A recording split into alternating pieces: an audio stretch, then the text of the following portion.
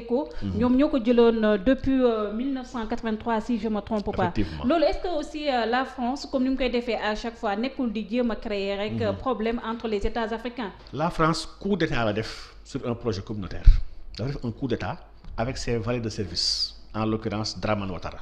Ado lu tax ma wax loolu mooy le projet ECO projet bu yàgg la. bi nga xam ne les pays de la CEDEAO. amoon nañ ko donte man sax je n'adhère pas man monnaie unique laa gëmul économiquement jàpp ma ne am na njëriñ. Pourquoi? Le cas de l'euro est là, le cas de l'écu fële en zone Caraïbes il est là, le cas des pays de la zone CFA maanaam monnaie unique musul joxe preuve ci àdduna musul dimbali dëkk mu développé wala mu avancé. maanaam monnaie unique c'est un danger bi nga xam ne man d'accord ma une monnaie unique à la rigueur mën naa nangu une monnaie commune. si yenn bases yi yoo xam ne ñun on a déjà fait ces travaux là mais monnaie unique moo baaxul ci ay dëkk yoo xam ne tolloo ñu doole tolloo ñu poids économique tolloo ñu bokkuñu jubluwaay. maanaam dafa mel ni ñi bëgg def championnat andi ay xale minime ay xale poussin ak ay xale junior ñu defar doon benn même compétition. donc mun ñu bokk compétition ku nekk dafa am poids na dem si catégorie donc moom monnaie unique déjà kon gëwuma ko waaye monnaie unique bi bu CEDEAO tudd ECO. bu pays UEMOA yi jël tam bëgg tuddee seen monnaie tamit ECO te ñaari ECO yi bañ a nekk benn dañuy gis kon am na volonté bu France am bëgg catapulter wala bëgg torpiller le projet communautaire de la CEDEAO lu tax ma wax loolu il y a des études qui ont été faites par la France depuis longtemps. La France réfléchissait sur un élargissement de la zone UEMOA. France dafa sax ay scénario yi nga xam ne scénario UEMOA bi bu ñu ci dégloon Ghana. dugal Gambie dugal Guinée ce serait très bon. Dernier rapport bu demee Strauss-Kahn sax bu nekkoon ancien patron FMI il a fait la même recommandation donc ne gars yi rek nañ dem tout sauf le Nigeria donc y a kon une volonté française bi nga xam ne de vision sur l'Afrique de l'Ouest parce que l'Afrique de l'Ouest dafa am ay enjeux yu extraordinaires yu mu am bi nga xam ne France mënu ko bàyyee noonu France dafa am benn assise bi nga xam ne lenn kese moo ko jaaxal mooy le poids économique et démographique du Nigeria. donc su France nag di manœuvrer avec ces pays yi nga xam ne ces vallées de service pour xool nu mu war a yàqee lale ñun à terme on se voit que aujourd'hui on a un éco CFA parce que éco bi France wax CFA rek bu ñu changé turam mais on a tamit un éco CEDEAO bi nga xam ne bokkul sax caractéristique économique ak suñu monnaie bi ndax monnaie bee dañoo wax ni elle sera taux de change il sera flexible benn banque centrale fédérale moo ko war a yor n'est-ce pas on a même choisi son nom lii moom c'est totalement le contraire li ba tey elle est arrimée à l'euro France moo yor garantie bi donc lii c'est juste ba tey le CFA léegi nag suñu problème mooy dans un futur proche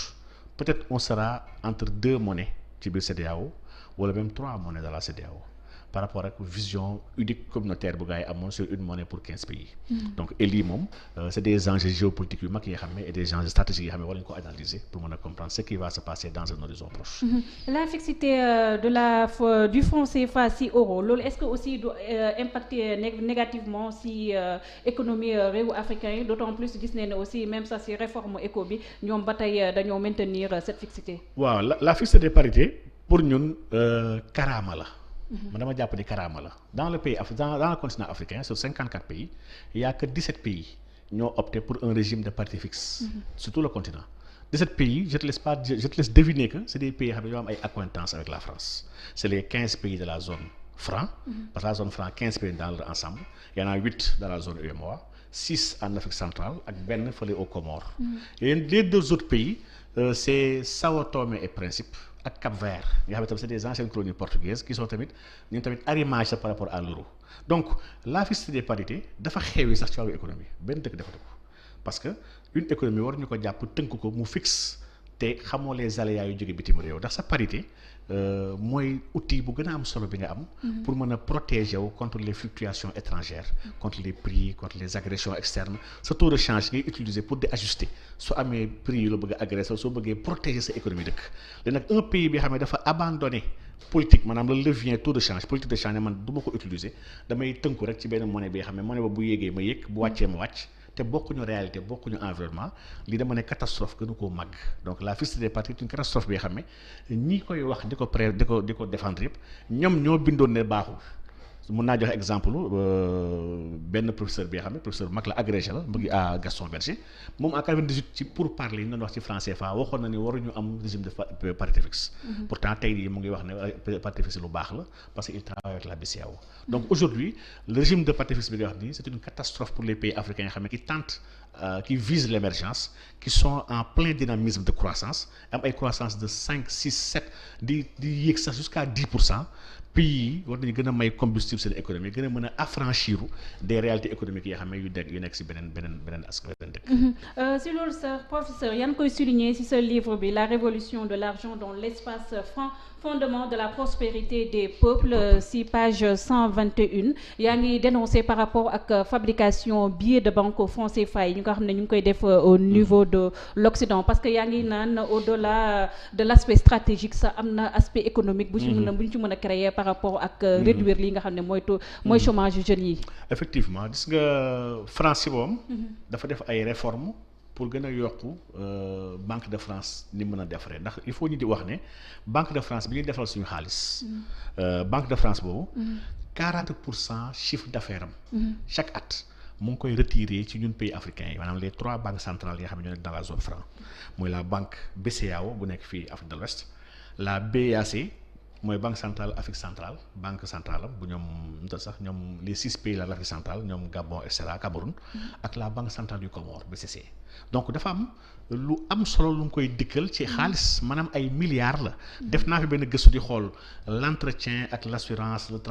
fiduciaire bi xam ne ñu ngi koy am par rapport ak si xaalis bi ñu defal ñun dëkk UEMOA mais c'est plus de 1000 milliards en perte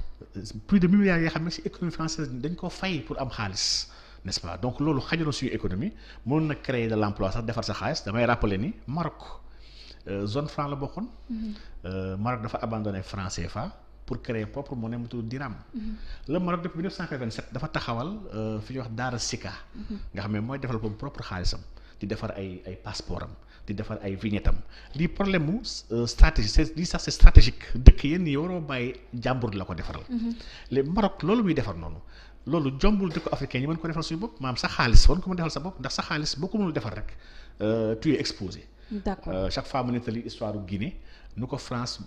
bombardé monétairement man laay woowe un bombardement monétaire. On a bombardé monétairement la Guinée en 1958 ba mu génnee ci zone franc voté non ci référendum bu dëggul am indépendance am la France dafa commandé ay billets dafa defar ay billets yu niroog biyam ñëw dugal ko ci économie pour ndërmeel économie on a attaqué la Guinée de par sa monnaie et on est passé par le Sénégal pour attaquer Guinée. Dans la deuxième guerre mondiale Allemagne sax dafa attaqué Angleterre monétairement dafa defar ay livres sterling sànni ko ci dëkk bi maanaam ku mën a defar sa xaalis mën na la perturber mën na créer benn hyperinflation dans ton économie parce que tu es à découvert donc ñun dañoo am devoiru mënal suñu bopp defal suñu bopp suñu xaalis am na dëkk yu koy defar te dëkk yooyu gënuñu ñu c'est une technologie bi nga xam ne ku ko gëstu am ko mën ko. Même la Mauritanie si je me trompe pas yaa ngi koy souligner ce livre. waaw la Mauritanie ñoom il commande da ko externaliser ñoom il commande ñoom Allemagne moo defaral. même bu Sénégal wala africain yi bëggee def keneen defaral sax mais def appel d'offre sax xool kam moo dàq defar. kam mooy gën a mieux offrant mais on a tout donné à la France sans discuter benn contrat te contrat yi c'est des contrats yoo xam ne avant indépendance la woon dimension laa jàpp ni ce n'est pas souverain venant de nous. ce livre ba tey professeur yaa ngi wax par rapport ak genèse franc CFA historiquement bu tax franc CFA ñu créé ko donc de ce fait boo lire livre bi yaa ngi comprendre carrément que le franc CFA n'est pas là pour développer les pays africains. bañ koy defar jublu ñoon defar développer dëkk pays africains yi parce que tamit il y avait une unité politique qui s'appelait l'AOF. Il y avait une gouvernance unique de cette AOF là à travers un gouverneur.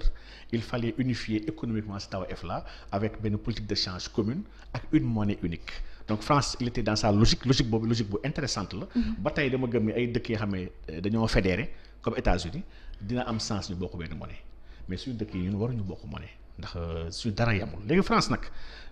Il faut ñu xool bu baax environnement ak ambiance mu créé xaalis bi. La France a créé le franc CFA en 1945.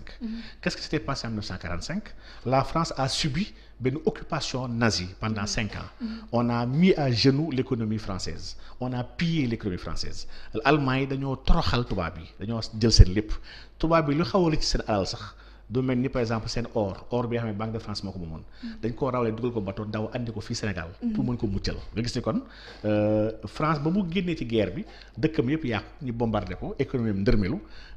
ci defar dëkkam naka lay defee sama dëkk la xalaatee ni mën naa sukkandiku sama ay colonie pour defar sama dëkk ci loolu la créé franc CFA jox ko valeur bi xam ne moo gënoon gànna sax propre valeur am pour mën a créer de l'exportation venant des pays donc logique bi yëpp derrière c'est une logique de réarmer et de revigorer l'économie française à partir des colonies. kon su ma la déggee colonie française